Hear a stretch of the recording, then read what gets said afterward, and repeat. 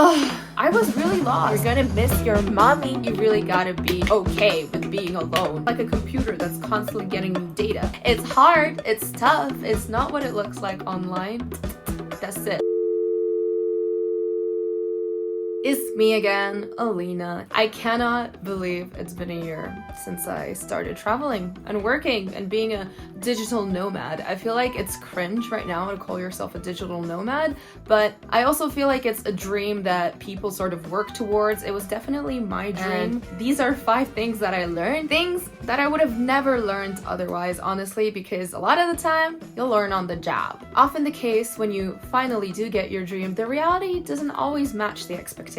And some of my points will definitely reflect that. The first thing that I learned is that your concept of time will warp in the weirdest way. So throughout that year as a digital nomad, I lived in 5 different locations because I'm someone who prefers slow travel. I don't like just spending 3 days somewhere and then moving on quickly. If I picked a location, I would stay there for about a month and a half to 2 months. Looking back, those 5 locations felt like 5 different lives. I'm not even exaggerating. A month and a half in Morocco felt like an entire 6 months of my life because of all the new experiences, all the new people, all the new structures, all the new information that's constantly attacking and barraging your mind a lot over and over again. Can you imagine in a normal day at home in your real life, you maybe encounter 1 or 2 new things a day? If that. Traveling, digital nomading, remotely working, whatever you want to call it, every day, especially when you just arrive somewhere, you're gonna encounter a countless amount of new stimulus. Countless! And all of that your brain has to process, which is crazy. Something about moving somewhere alone, from scratch, not knowing anybody when you arrive, having to figure out the day-to-day, where to get your groceries, how the public transport works, where can you find a doctor if things go wrong, and what does normal look like for you in that particular, completely new location. My favorite example of that was me arriving to Morocco. I went to a tiny city called Tamrat, which is now known as like a surfer spot. It's what I imagine Bali must have looked like about 25 years ago, when there was amazing nature and beaches and waves, but just no infrastructure. Yeah.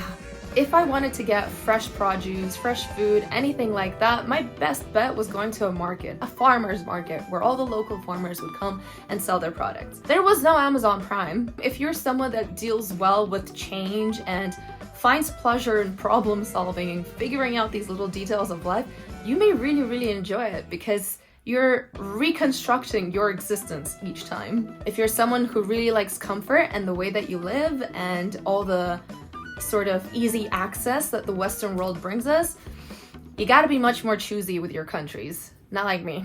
All of this brings me to point number 2. You become an international super spy. An international problem solver. I want to introduce you to my new motto: language is only a barrier if you let it be one. Oftentimes I found that a kind demeanor, a smile, and really good skills at charades can get you through the day. And for everything else, there's Google Translate. Considering that we live in a post-colonized world, luckily a lot of people actually do speak English, or at least understand a little bit, enough to get you through.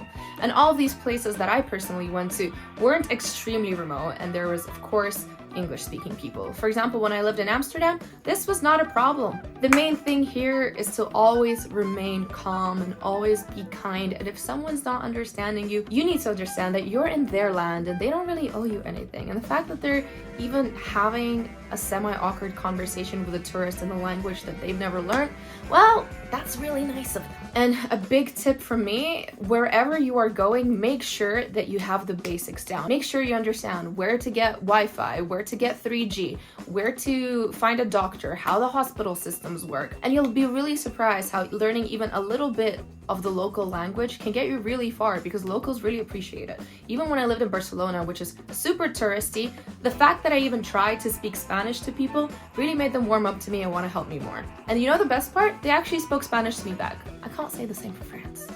Number 3, you will become a minimalist with a capsule wardrobe. Let me explain. I took a suitcase with me, which for some travelers and some backpackers is already going to be a lot, but I was going from a very cold place in the Alps to Morocco to Amsterdam and all over the whole shop, so I needed clothes that would fit winter, summer, and transitional layers and all of that. So when I was packing, I was super minimalist And I was super, super specific about the stuff that I took with me, that I could combine it and layer it, living out of a suitcase. And as a girly girl who likes to dress nice and have options,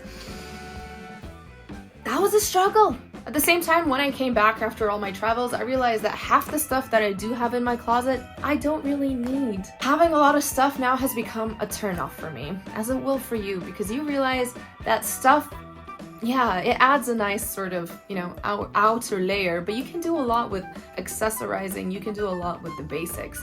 And stuff is just unnecessary to buy all the time. I went from someone who shops every month to now someone who shops twice a year at most.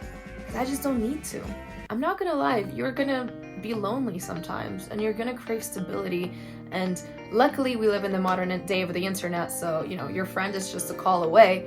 However, it's different. You're gonna really have to learn to be okay with yourself, how to entertain yourself, how to keep yourself occupied, how to be content with no one else except yourself, which I think is one of the most important lessons in life anyway, so you might as well learn it fast through traveling. Before I became a digital nomad, it was my biggest dream. All I wanted to do was to get out there and travel. And a year in, I can tell you that I am exhausted. We're not meant naturally for so much travel. Your body isn't meant to deal with so much new stimulus all the time, so you get tired. A year in, I'm exhausted, and I've met people who do this for decades, literally.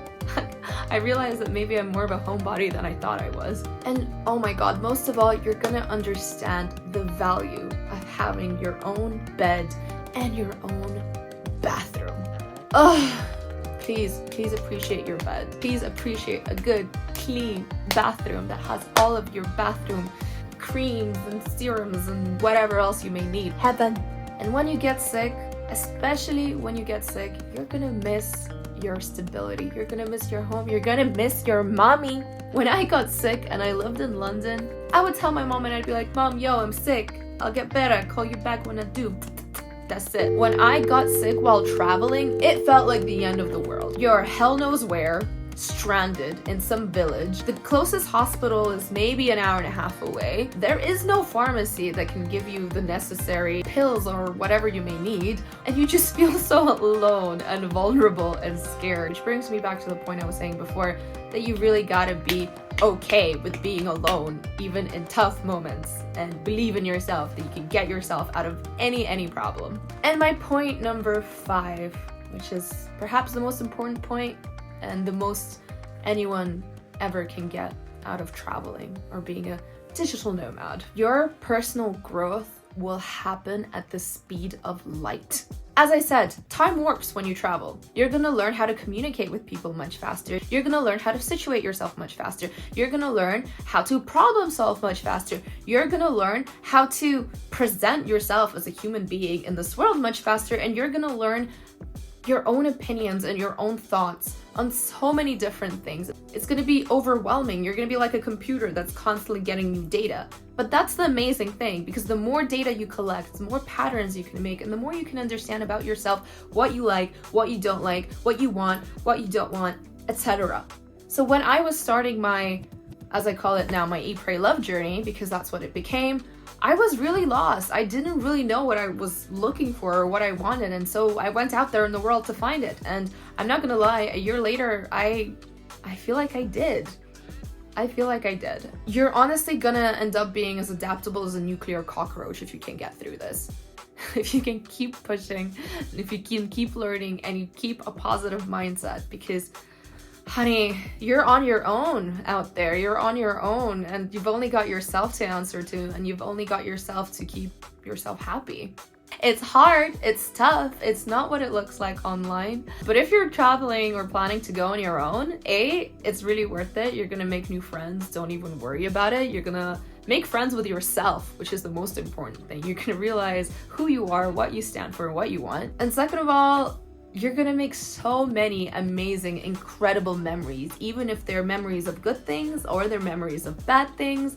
I got hit by a car when I was living in Amsterdam, and yet I would do it again.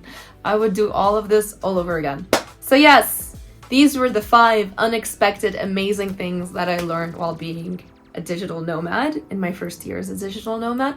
I am taking a bit of a break right now because I am tired and I missed my bed and I missed my bathroom and I missed my closet. I missed my closet. If you have any more questions, feel free to ask me in the comments. Feel free to DM me. I am reachable on any social media, and I hope that this video gave you a bit of an insight on what to expect if you get to the point of remote traveling and remote working, and if you're going to be doing it alone. Love you. I will see you in the next one. Bye.